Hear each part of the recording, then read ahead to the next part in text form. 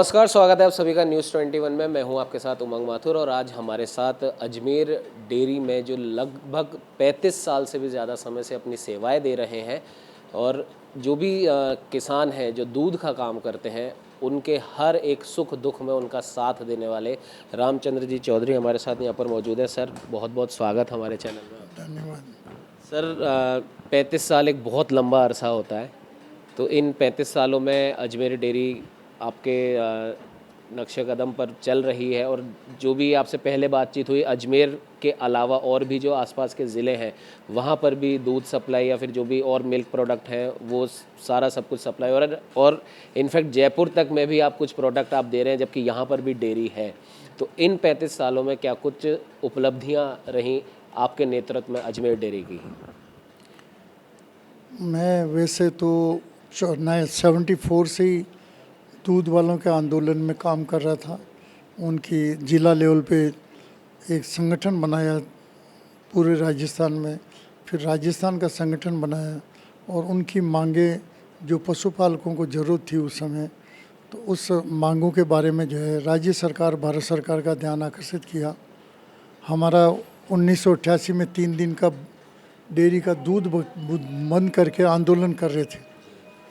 पूरे स्टेट में दूध बंद कर दिया, 3 दिन तक आंदोलन चलाया। उसी दौरान राजीव जी और सोनिया जी राजस्थान के अकालग्रस्त क्षेत्रों का सितंबर में विजिट करने के लिए कार से वो निकले थे पूरे राजस्थान में।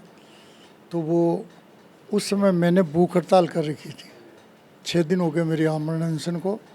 फिर जोशी जी ने मसूदा में हमारे डेयरी के भवन का उद्घाटन था, राजीव जी को करना था, वहाँ 5-4 हज़ार किसान भी थे। तो जोशी जी ने गाड़ी भेज के सीएम साहब ने मुझे वहाँ बुलाया, आरसीडीएफ के बाहर बैठा हुआ था, वहाँ बुलाया और उनसे राजीव जी से मिलाया। ये कहा, साहब ये बच्चा बड़ा शैतान है, मानता नहीं है। तो बुजुर्ग थे, हम तो बच्चे ही थे उस समय। तो उन्होंने कहा क्या बात है भैया?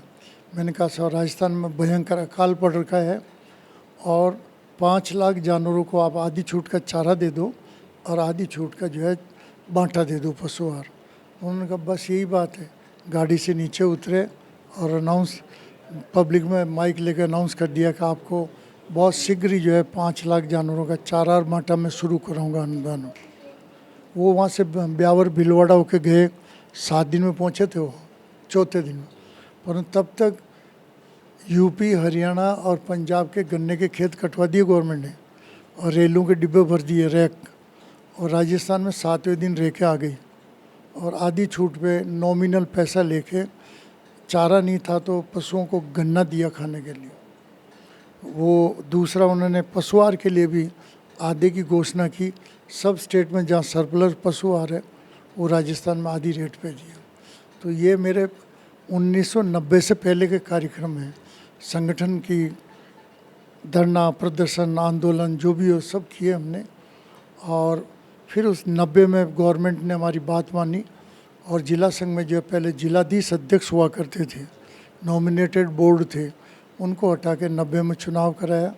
पहली बार अजमेर ज़िले का चेयरमैन मुझे चुना।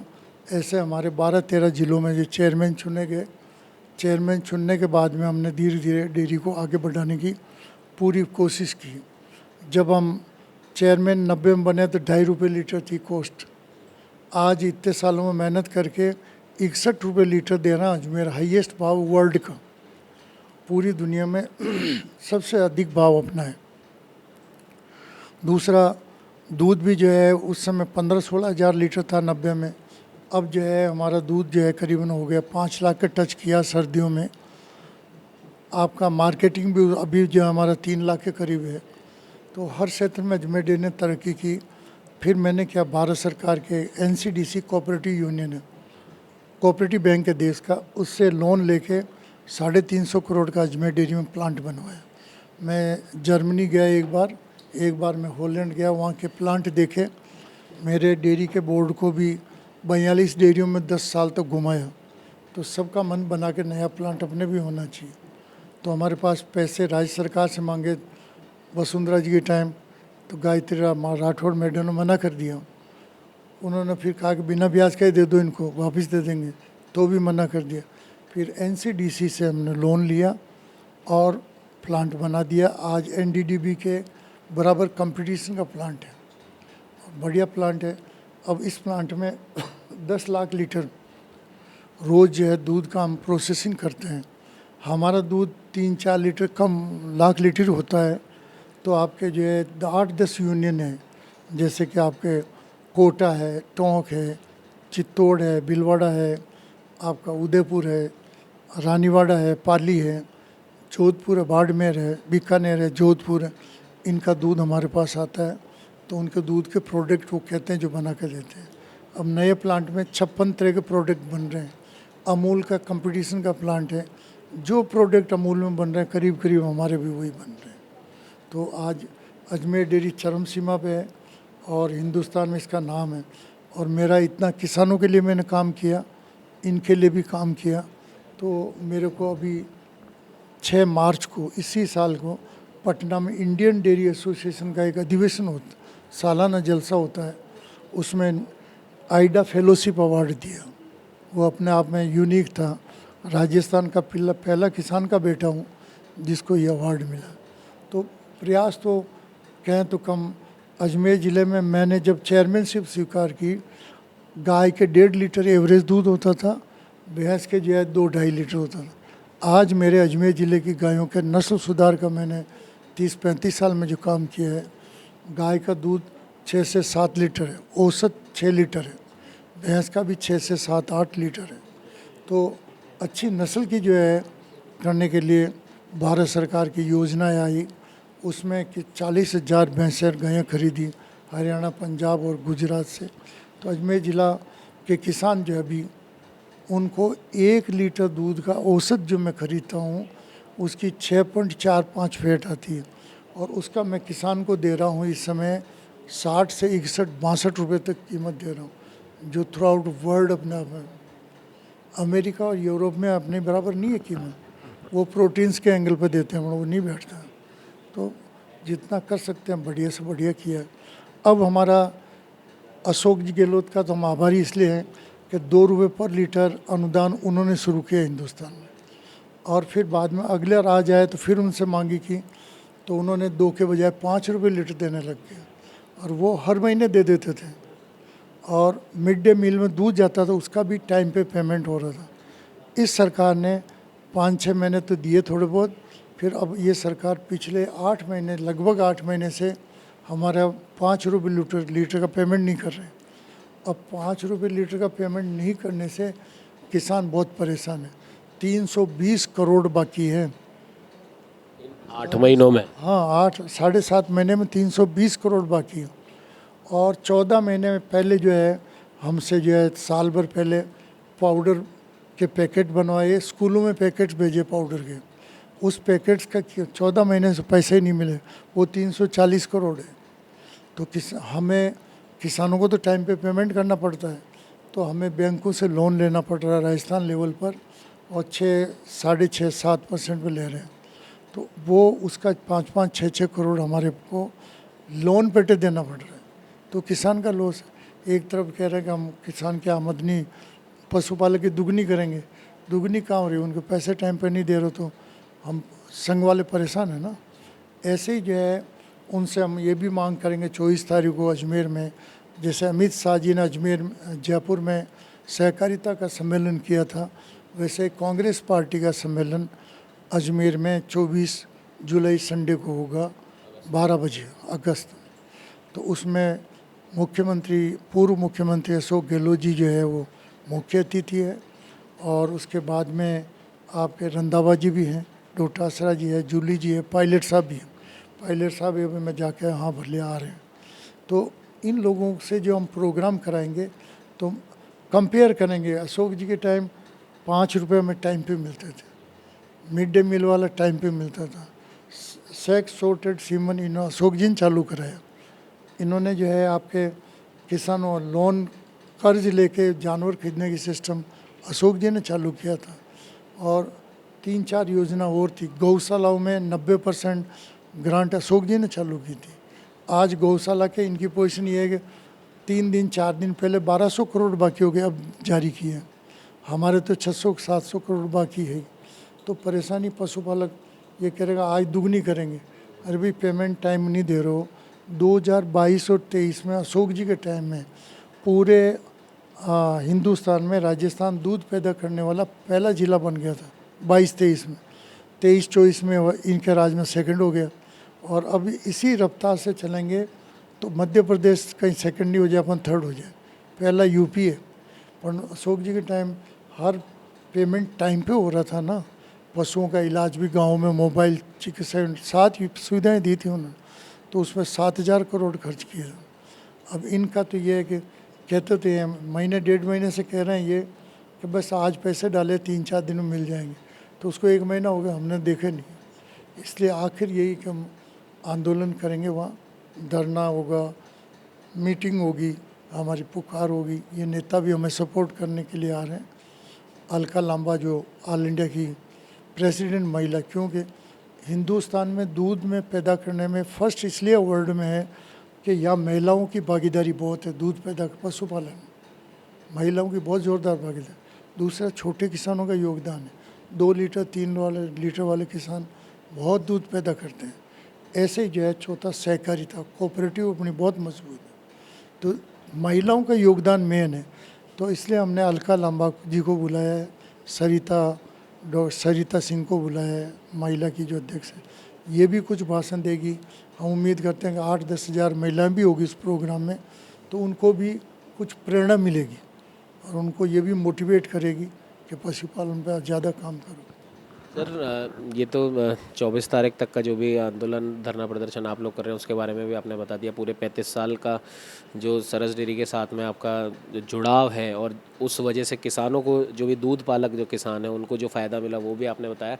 लेकिन एक चीज़ आपने विशेष बताई कि अमूल के बराबर के जो प्रोडक्ट हैं वो सारे आप लोग बना रहे हैं। Best quality. और कहीं ना कहीं सर गुजरात से अमूल शुरू हुआ था और कहीं ना कहीं श्वेत क्रांति में भी एक बहुत बड़ा योगदान अमूल का रहा है। और लोग बाग राजस्थान के बाहर जब भी जाते हैं तो सरस को हर कोई भूल जाता है, सबको अमूल ही याद रहता है।